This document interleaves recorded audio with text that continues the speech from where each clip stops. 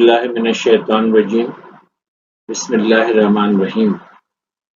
Chapter number 10 میں ہم نے انکارڈیٹس کے بارے میں پڑھ لیا، جس میں آپ نے فائلم پوریفیرا، نائڈیریا، پلیٹی ہیلمنتھ، اینالیڈا، مولسکا، آرتھروپوڈا اور ایکائنوڈرمیٹا کے بارے میں پڑھا۔ یہ جتنے بھی فائلہ ہیں یہ سارے انورٹیبریٹ اینیملز کے فائل ہیں، جس میں ورٹیبل کالم یعنی بیک بون نہیں ہوتا۔ اب ہم ایک چھوٹے سے گروپ کے بارے میں پڑھیں گے جو انورٹیبریٹس کے بعد آتا ہے۔ یاد رکھیں کہ 3 لفظ استعمال ہو سکتے ہیں، انکارڈیٹا یعنی انورٹیبریٹس، ہیمی کارڈیٹا یہ مکمل ورٹیبریٹس نہیں ہے، چھوٹا سا گروپ ہے، اور کارڈیٹا۔ تو آپ نے ان کارڈیٹس پڑھ لیے ہیں، ابھی ہم ہیمی کارڈیٹس کے بارے میں تھوڑا سا پڑھیں گے کہ ہیمی کارڈیٹ کوئی بڑا گروپ نہیں ہے، اور ان کی خاص پہچان یہ ہے کہ اس میں جو اینیمل آرگینزمس ہوں گے اس کے اندر جو نوٹو کارڈ ہوگا وہ پوری باڈی میں نہیں ہوگا، باڈی کے ہاف تک ہوگا۔ تو ہیمی مینس ہاف، تو نوٹو کارڈ ہاف باڈی میں ہوتا ہے، ریمیننگ ہاف باڈی میں نہیں ہوتا، اور وہ ہاف باڈی جس میں نہیں ہوتا وہ پوسٹیریئر پارٹ ہوتا ہے۔ اس میں 90 اسپیشیز ہیں، یہ سمندر کے تہ میں یو شیپ کے اندر مڈ کے اندر دبے ہوئے ہوتے ہیں، اور اگر آپ ان کو چھیڑیں گے تو آپ کو چھڑکنا پڑے گا۔ یہ عموماً جو ہیمی کارڈیٹس ہیں وہ اکیلے رہتے ہیں، لیکن کبھی کبھی کچھ اسپیشیز کالونی بنا کر بھی رہتی ہیں، اور یہ بڑے نہیں ہوتے، یہ کچھ ملی میٹر سے لے کر اور یہ 250 سینٹی میٹر تک ہوتے۔ تو انورٹیبریٹس آر انکارڈیٹا، اور ہیمی کارڈیٹا آپ پڑھ رہے ہیں، اور اب ہم پڑھیں گے کارڈیٹس۔ اب یہ انسان کا ایک باڈی کا پوسچر ہے، اور یہ یہاں سے لے کر یہاں تک یہ آپ کا ورٹیبل کالم ہے، جس کو بیک بون بھی کہتے ہیں۔ تو جن جانداروں میں بیک بون ہوتا ہے تو وہ کارڈیٹس کہلاتے ہیں۔ کیوں ہوتا ہے بیک بون اور کیوں ہوتا ہے یہ اسکل؟ اسکل ہوتا ہے for the protection of the brain, اور for the protection of spinal cord آپ کے پاس پھر یہ بیک بون ہوتا ہے۔ تو کارڈیٹس میں 2 چھوٹے سے گروپس ہیں، لیکن پہلے ہم کارڈیٹس کے کریکٹرز پڑھیں گے کہ کس کارڈیٹس کے اندر مجموعی طور پر 4 کریکٹرز میں سے یا تو چاروں ہو سکتے ہیں، یا چاروں میں سے کوئی نہ کوئی ایک کسی نہ کسی گروپ میں بہرحال ہوگا۔ تو اس میں یہ جو آپ یلو کلر کا دیکھ رہے ہیں یہ نرو کارڈ ہے، جو ہیڈ ریجن سے لے کر ٹیل ریجن تک جاتا ہے، اور یہ جو ریڈ کلر میں آپ دیکھ رہے ہیں یہ نوٹو کارڈ ہے، یہ بھی اینٹیریئر ٹو پوسٹیریئر جاتا ہے، اور گرین کلر میں آپ فیرنجیل پاؤچ دیکھ رہے ہیں جو کہ ہیڈ سے ٹیل کی طرف جاتی ہیں، اور پھر اس میں ایک ٹیل ہوتا ہے کہ یہ ریڈیوس بھی ہو سکتا ہے اور بڑا بھی ہو سکتا ہے۔ تو کسی بھی کارڈیٹ میں مجموعی طور پر 1 2 3 4 کریکٹرز میں سے یا تو سارے ہوں گے یا ایک ہوگا کسی نہ کسی طرح سے۔ تو آپ کارڈیٹس کے پھر 2 گروپس کر سکتے ہیں، یورو کارڈیٹس اور سفیلو کارڈیٹس۔ یورو کارڈیٹ وہ کارڈیٹس ہیں کہ جس کے لاروا میں یعنی ایڈلٹ میں نہیں، they only have larva with noto card، nerve card, اور ایڈلٹ یوزلی لوز، یعنی جب یہ جاندار بڑے ہو جاتے ہیں تو اس کا یہ نرو کارڈ اور نوٹو کارڈ جو ہے وہ لوز ہو کے ٹیل میں شرنک ہو جاتا ہے، اور اس میں ٹیونیکیٹس آ جاتے ہیں۔ تو یہ ہو گئے یورو کارڈیٹا، جس میں نرو کارڈ اور نوٹو کارڈ صرف لارول اسٹیج میں ہوتے ہیں۔ سفیلو کارڈ میں نوٹو کارڈ اور نرو کارڈ تھرو آؤٹ لائف جو ہے وہ پرسسٹ کرتے ہیں، اور اس میں ماڈرن ورٹیبریٹس آ جاتے ہیں۔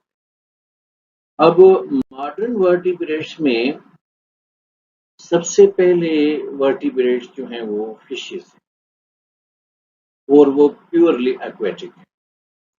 اس کے بعد فشز پانی سے باہر نکلی لیکن پوری طرح سے پانی کو نہیں چھوڑ پائیں، تھوڑا زندگی کا حصہ پانی میں، تھوڑا زندگی کا حصہ خشکی پہ، تو یہ ایمفیبینس کہلائے۔ اور ایمفیبینس جب پانی کو خیر آباد کر کے خشکی کی طرف چلے گئے تو یہ ریپٹائلس ہو گئے۔ پھر ریپٹائلس میں آخری گروپ تھا ڈائنوسارس کا، تو اس سے پھر برڈس وجود میں آئے، آرکیوپٹیرکس جو میں آج آپ کو دکھاؤں گا، اور اس کے بعد جو ہے وہ میملس آئے۔ تو فشز دنیا کے سب سے پہلے پیور ورٹیبریٹس ہیں، اور ان کی آپ 3 کیٹیگریز میں ان کو سمجھ سکتے ہیں۔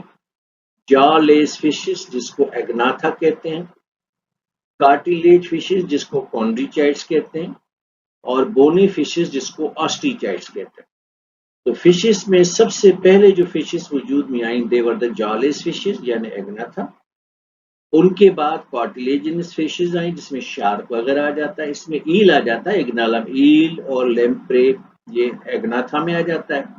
شارک وغیرہ جو ہے وہ کارٹیلیجنس فشز ہیں، اور بونی فشز میں ماڈرن فشز ہیں جس کو آپ کھاتے ہیں، بڑی ٹیسٹی ہوتی ہے۔ تو ہم شروع کریں گے ایگناتھا یعنی جالیس فشز سے۔ تو شروع میں جو فشز بنی وہ ایگناتھا، اے مینس وداؤٹ، گناتھا مینس جاس۔ تو یہ وہ مچھلیاں تھیں، آپ دیکھ سکتے ہیں یہ ساری کی ساری، کہ ان میں جبڑے نہیں تھے۔ جب جبڑے نہیں ہوتے تو دانت بھی نہیں ہوتے، اور جب دانت نہیں ہوتے تو پھر آپ کھا نہیں سکتے، پھر آپ کو کچھ پینا پڑے گا۔ تو یہ ایگناتھا فشز جو ہیں وہ پیتی ہیں کیا؟ بلڈ۔ 2 MCQs آتے ہیں کہ دنیا کے اندر انورٹیبریٹ بلڈ سکنگ کون سا ہے، تو جواب ہے ماسکیٹو اور لیچ۔ اور بلڈ سکنگ ورٹیبریٹ کون سا ہے، تو جواب ہے ایگناتھا فشز جس کو لیمپرے یا ایل کہتے ہیں۔ تو یہ میں آپ کو پانی کے اندر ایک لیمپرے یعنی ایل فش دکھا رہا ہوں۔ اس کے ہیڈ ریجن کو دیکھیے، اس میں جبڑے اور دانت وغیرہ نہیں ہوتے، یہ اس کا اورل سکر ہے جس کی مدد سے یہ پانی میں دوسرے جانداروں کا خون چوستی ہے۔ تو لیمپرے جو ہے وہ خون چوسنے کا کام کرتی ہے، اور یہ ایگناتھا فشز کے گروپ میں آتی ہے۔ دوسری فشز ہیں کونڈریچائٹ فشز، یہ کارٹلیجینس ہوتی ہیں۔ آپ کو پتا ہے کہ بون اور کارٹلیج میں فرق ہوتا ہے۔ بون اور کارٹلیج میں پروٹین تو سیم ہوتی ہے کولیجن، لیکن جو فاسفورس اور کیلشیم ہے وہ بون میں ہوتا ہے لیکن کارٹلیج میں نہیں ہوتا۔ تو یہی وجہ ہے کہ کارٹلیجز جو ہیں وہ سافٹ ہوتی ہیں۔ تو اس میں شارک آ جاتی ہے، جسامت کتنی بڑی ہے لیکن ہڈیاں اس کی کرکری ہیں، سافٹ ہڈیاں ہیں۔ اس میں اسکیٹ بھی آتا ہے، شارک بھی آتا ہے۔ ویسے تو کسی کو یہ نقصان بہت زیادہ پہنچا سکتے ہیں لیکن ہڈیاں ان کی کمزور ہیں، کارٹلیجینس فشز یہ کہلاتی ہیں۔ اور ایک اور چیز مجھے اچانک یاد آ گئی، میں آپ سے شیئر کروں کہ میملس کو چھوڑ کے دنیا کے سارے اینیملس اووی پیرس ہیں، یعنی ان کی نسل انڈوں سے شروع ہوتی ہے۔ میملس کی نسل بچوں سے شروع ہوتی ہے، لیکن جو انڈے دیتے ہیں جانور وہ اووی پیرس کہلاتے ہیں، اور جو جانور بچے دیتے ہیں وہ ویوی پیرس کہلاتے ہیں۔ لیکن شارک جو ہے وہ اپنے بدن میں اندر انڈے کو روک لیتی ہے اور پھر اس کو ہیچ کر کے باہر فش کو ہی نکالتی ہے۔ آپ کو اس کے جسم سے ایک زندہ فش نکلتے ہوئے دکھائی دے گی، حالانکہ وہ انڈے میں سے ہی ہیچ ہو کے نکل رہی ہوتی ہے۔ تو یہ نہ تو اووی پیرس ہیں نہ تو ویوی پیرس ہیں، یہ ہیں اووو ویوی پیرس، اووو ویوی پیرس۔ اور کہا جاتا ہے کہ شارک دنیا کے پہلے ورٹیبریٹس ہیں جنہوں نے پرابیبلی ٹیتھ ڈیولپ کیے تھے، کیونکہ ایگناتھا گروپ میں تو ٹیتھ نہیں تھے، اور یہ بہت سپیریئر سوئمرس ہیں۔ اور کہاوت ہے کہ ٹائٹینک کو بھی رشی انہی شارکس نے ٹکر مارے تھے۔ تو پہلا گروپ ہو گیا ایگناتھا یعنی جالیس فشز، دوسرا گروپ ہو گیا کونڈریچائٹس یعنی کارٹلیج فشز، تیسری ہیں بونی فشز جس کو آسٹریچائٹس کہتے ہیں. یہ ماڈرن فشز ہیں، اور ان میں اگر کسی فش کا کوئی وزن وغیرہ زیادہ ہوتا ہے تو وہ خاص طرح سے اپنے باڈی میں ایک بلیڈر بناتی ہیں، غبارہ سا بناتی ہیں جس کو سویم بلیڈر کہا جاتا ہے، اور اس سے یہ کرتی ہیں بایونسی، مانا اپنے وزن کو کم کر لیتی ہیں اور آسانی سے یہ سوئمنگ کرتی ہیں پانی کے اندر. اور گلز کو ڈھکنے کے لیے ایک ڈھکن ہوتا ہے جس کو اپرکولم کہتے ہیں، اور یہ گلز کی مدد سے سانس لینے والی مخلوق ہے. یہ کسی بھی مچھلی کو آپ دیکھیں، یہ بعض مچھلیوں میں چھلکے ہوتے ہیں اور بعض میں چھلکے نہیں ہوتے، اور یہ جو ان کی سوئمنگ کے لیے کام آتے ہیں یہ فنس ہیں. یہ بازو کی جگہ پر جو ہے وہ پیکٹورل فن ہے، ٹانگوں کی جگہ پر پیلوک فن ہے، پچھے کو آپ کہیں گے کارڈل فن، یہ دیکھیں کارڈل فن، اور یہ ڈارسل فنس وغیرہ بھی ہوتی ہے. تو یہ فنس جو ہیں ان کے سوئمنگ میں کام آتی ہیں، ماں سوائے اس کارڈل فن کے جو ٹیل میں ہوتی ہے، یہ سوئمنگ کے دوران ڈائریکشن چینج کرنے میں کام آتی ہے، کیونکہ یہ فش ہے، کوئی شالیمار ٹرین نہیں ہے کہ سیدھی جائے گی، کبھی یہ سیدھی کبھی اوپر کبھی نیچے، تو اس کو اپنا ڈائریکشن وغیرہ چینج کرنا پڑتا ہے. بونی فشز میں آخر میں ایک فش اسپیشیز ہے جس کو کہتے ہیں لنگ فش یا ڈپ وائٹ، اور اس کے لیے کہانی یہ ہے کہ یہ وہ فش ہے جس کے اندر یہ صلاحیت آ گئی تھی کہ وہ پانی سے باہر کنارے پہ نکل کے کافی دیر اپنا سروائیو کر سکتی تھی، اور پھر جب اس کو گھٹن محسوس ہوتی تھی تو she use to go to water back. تو یہ لنگ فش اس لیے کہلاتی ہے کیونکہ یہ گلز کے ہوتے ہوئے تو آپ پانی میں رہ سکتے ہیں، پانی سے باہر رہنے کے لیے لنگس چاہیے، تو اس وجہ سے اس فش کو لنگ فش کہا جاتا ہے. اور اسی مچھلی کے لیے کہتے ہیں کہ انہوں نے اپنے فنس یعنی یہ جو اس کے آگے والے 4 لمبس ہیں اور پیچھے والے ہائنڈ لمبس ہیں، تو ایکچولی اس میں تو فنس ہے نا، لمبس کا مطلب ہوتا ہے بازو اور ٹانگیں. تو اس مچھلی نے اپنے آگے والے فنس کو اور پیچھے والے فنس کو لمبس میں کنورٹ کیا اور یہ ایمفیبین بن گیا، تو اس کو فن لوبڈ فش بھی کہتے ہیں. تو اسی سے پھر یہ ایمفیبینس کی نسل چلی، اور ایمفیبین دنیا کے غالباً پہلے ورٹیبریٹس ہیں جنہوں نے پانی سے باہر نکلنا سیکھ لیا. لیکن یہ عمل 300 ملین سال پہلے ہوا تھا، لیکن 300 ملین سال گزرنے کے باوجود بھی یہ جتنے بھی ایمفیبینس ہیں بریڈنگ پرپس کے لیے یہ ابھی بھی پانی پہ ڈپینڈ کرتے ہیں، کیونکہ ان میں ہوتی ہے ایکسٹرنل بریڈنگ. یعنی اگر آپ فراق کو لے لیں تو فراق کی مادہ پانی میں اپنے انڈے چھوڑ دیتی ہے، اور نر یا تو اوپر چڑھا ہوا ہوتا ہے یا ساتھ ساتھ تیر رہا ہوتا ہے، اور وہ بھی اپنے اسپرم پانی میں چھوڑتا ہے، کیونکہ ان کے پاس کوئی جینائٹل آرگنس نہیں ہے کہ یہ ملاپ کر سکیں. تو چونکہ ان کے یہاں ایکسٹرنل فرٹیلائزیشن ہوتی ہے جس کے لیے واٹر ریکوائرڈ ہوتا ہے، تو یہ جاندار جو ہے وہ ابھی تک ریپروڈکشن پرپس کے لیے پانی پہ ڈپینڈ کرتے ہیں. اس کے بنیادی کریکٹرز یہ ہیں کہ یہ ایگ لینگ ہے یعنی اووی پیرس ہیں، اور ان کا جو بچہ ہے وہ بریڈ کرتا ہے گلز کے ذریعے، لیکن ایڈلٹ جو ہے لنگس، اسکن اور بکل کیوٹی کے ذریعے بریڈ کرے گا. اور اس کی بریدنگ کو میں ڈیٹیل میں پڑھاؤں گا فرسٹ ایئر چیپٹر نمبر 13 میں. یہ کولڈ بلیڈڈ ہے.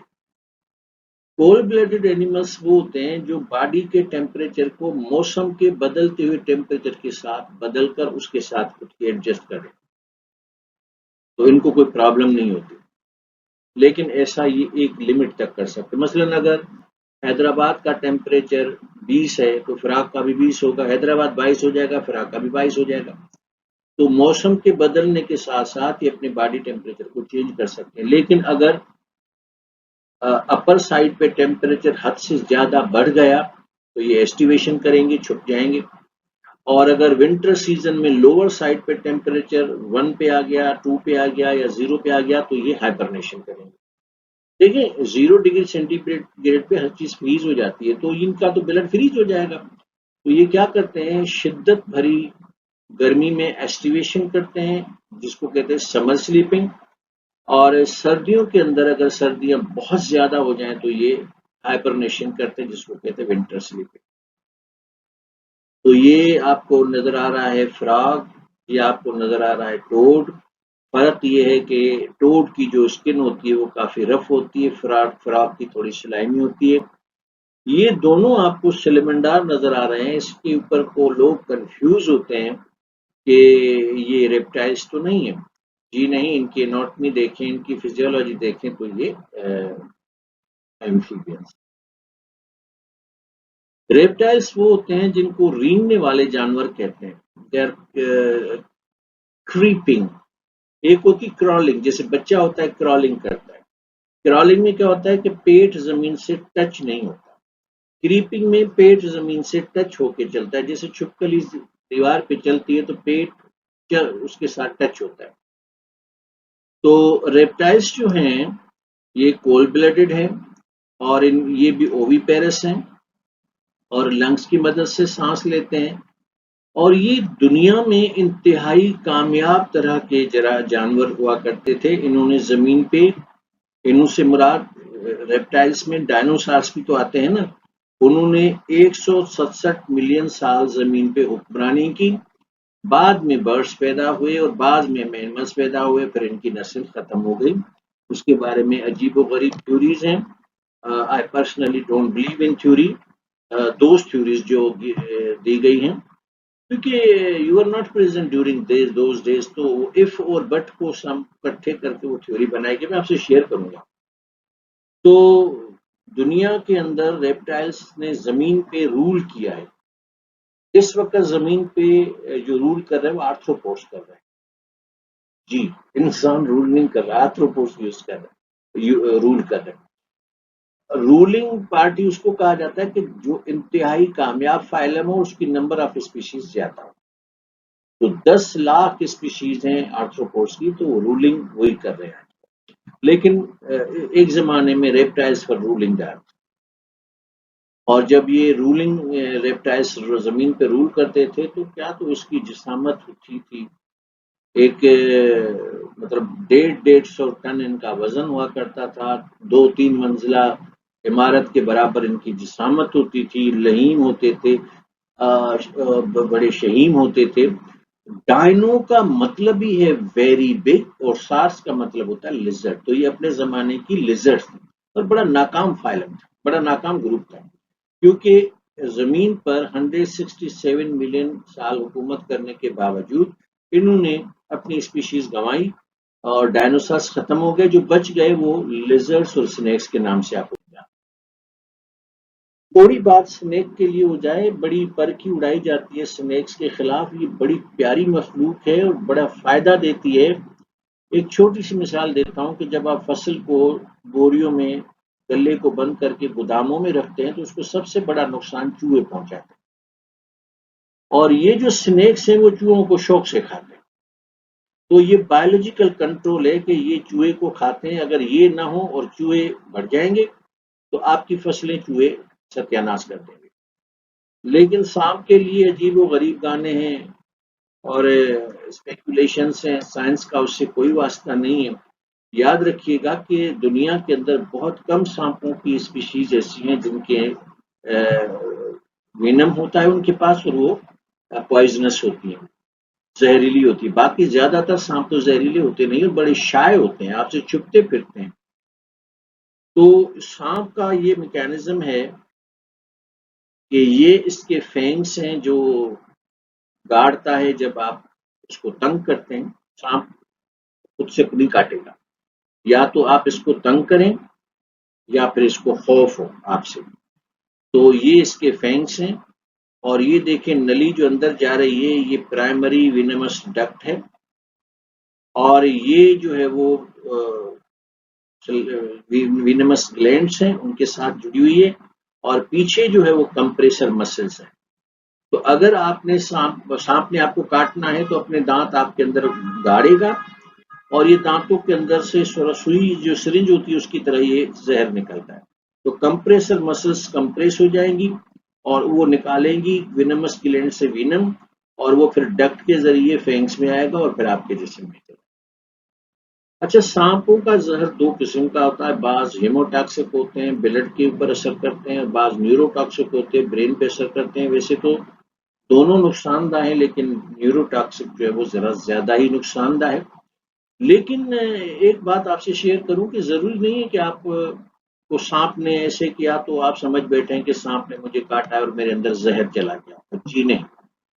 مثلا اسی سانپ نے اگر کل رات خطرے کی صورت میں کسی دوسرے جانور کو کاٹ دیا تھا تو زہر تو اس کا وہاں چھوڑا ہے، تو دوبارہ زہر کو ڈیولپ کرنے میں اٹ ٹیکس سم ٹائم۔ تو سانپ جب آپ کو کاٹ رہا ہے تو وہ ڈرائی بائٹس ہوں گی، اس کے اندر زہر نہیں ہوگا۔ آپ وہ دم بجائیں گے کہ یہاں سے گلڑے پتہ نہیں کیا ہو گیا اور مجھے سانپ نے، تو آپ کو تصدیق کروانی پڑتی ہے کہ whether when you are bitten تو سانپ ایک تو زہریلا تھا کہ نہیں تھا، دوسرا اس میں اس وقت زہر تھا کہ نہیں تھا۔ تو اس کی ٹیسٹ آتی ہے آپ کا بلڈ لے کر، اور اس کو 6 گھنٹے کے لیے رکھا، مطلب کافی دیر کے لیے رکھا جاتا ہے، 20 منٹ سے لے کر آن ورڈ۔ تو اگر وہ کوآگولیٹ ہو گیا، آپ کا خون ٹیسٹ ٹیوب میں اگر جم گیا تو اس کا مطلب ہے آپ میں کوئی زہر نہیں گیا and you are healthy person. لیکن اگر خون جم نہیں رہا، اس کے اندر پلیٹلیٹس کام نہیں کر رہی، اس کو کہتے ہیں کوآگولوپیتھی، خون جم نہیں رہا، اس کا مطلب ہے کہ آپ کے اندر زہر ہے اور زہر نے اثر دکھا دیا ہے، اور پھر اینٹی وینمس انجیکشن اویلیبل ہے، آپ لگا کر اپنی جان چھڑا سکتے ہیں۔ سانپوں کے بارے میں ایک اور بھی خطرناک بات ہے کہ یہ خطرہ ہے ہمیں ہمارے لیے، اس کو مارو، مولویوں نے پتہ نہیں کیا کیا اڑائی ہوئی ہے۔ اف آئی ور دیر تو میں مولوی کو مارنا پسند کروں گا، اور اس طرح کی باتیں پھیلانے والوں کو، عالم دین کی میں بات نہیں کر رہا۔